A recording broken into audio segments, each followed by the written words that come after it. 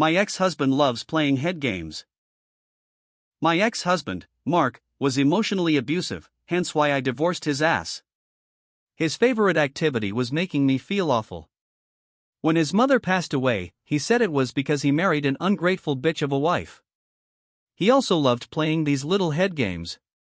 He would be in a crappy mood, but try to pin it on me. What's that face about? I would look up from whatever I was doing, confused, and say what, and then for the rest of the night, he would say I was in a bad mood. It would drive me crazy. Despite him being an asshole to me, I thought he loved our son, Jaden.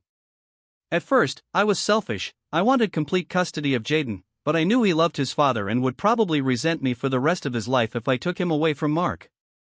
Thus, Mark and I agreed on shared custody. Jaden would live with me for 2 weeks and then his dad for 2 weeks.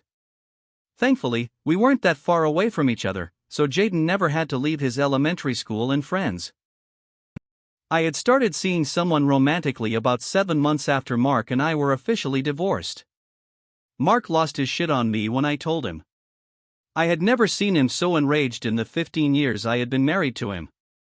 His face deepened to a new shade of red and spittle dripped from his mouth as he called me a whore in front of our 12-year-old son. I screeched back, cursing him for being a controlling fucker and dragging our son through our marriage problems. The vein on his forehead throbbed at that last comment and he punched a hole in the wall. Mark started rambling about how I only stayed with him for so long because of Jaden, which is absolutely true. It was like he was possessed. He just kept going on like, "You love Jaden, don't you? More than you ever loved me? Jaden's such a good kid, isn't he?" He was acting like a jealous child. He started leaving and roughly grabbed Jaden's arm, snarling, "Get in the car." For the first time ever, I saw real fear on my child's face and I followed them out the door, prepared to call the police. Jaden slipped out of Mark's hand and gave me a hug, whispering, "He just needs to calm down, Mom. I've got this." He kissed my cheek and with that, walked back with Mark to the car. I thought Mark loved him, so I let them go. The next morning, I overslept. I had a bit too much wine the night before and kept snoozing the alarm. I had just enough time to throw some casual office clothes on, brush my teeth, and grab a coffee. I was half asleep as I hurriedly got ready and could barely see during the 7 minutes it took me. I continued to rub my eyes and yawn. I rushed out the front door, squinting into the already bright day. I fumbled with my keys and unlocked the car door but paused when I heard what sounded like muffled whimpering. It was close to me, that was definite. I whirled around, looking into the bushes on my front lawn and thought it was maybe a cat or a dog, but I was already running late so I chose to ignore it. The car was hot, so I cranked the AC and put my car in reverse. I was looking at the clear blue sky, wishing I could just sleep in and have my coffee on the back porch, when my car jolted upwards near the end of the driveway. The wheels had rolled over something and a loud crunch resonated through my car. Confused, I peered at my rearview mirror and aimed it down at the back wheel of my car. Something small rested by the wheel and I gasped. I could see the top of someone's head. Jaden's head. I dry heaved. His head didn't look right. I couldn't move. His head was at an unnatural angle. I was screaming at myself to go to him, but every muscle in my body refused to unclench. His little head that I used to kiss before bed.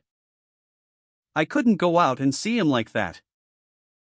I willed myself to think that he was alive, so I opened the door. I collapsed on the driveway and from far away, I could hear someone screaming. Was it me? I had split him open. I reached for his small arm to feel for a pulse, but that energetic spirit of his didn't touch back.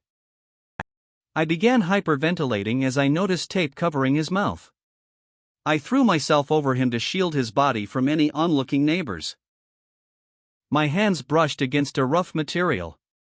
There was rope binding his legs and hands together. Someone had placed him here. He had been the source of the whimpering. I shakily brushed his hair out of his face. It's okay, baby," I murmured. I felt like I was in a dream. If I stood up, it would be real, so I stayed with him. The noise of my car door slamming shut somewhat woke me up from the nightmare and I peered up to see Mark looking down at me. He had been in the backseat of my car the whole time. His ugly sneer tore at my heart as he said, "What's that face about?" Baby dead fam. My ex actually said similar things about how I loved the kids more than I ever loved him. Absolutely MF. Everything was ugly all the time. Try to get your baby and run, it'll only get worse. Just to clarify, for OP, Jaden is still dead. The nightmare was having to look at her son's dead form. Not an actual nightmare. Poor Op, I wish it could be a dream. Also, why did I just realize why the title says head games? Lil homie dead.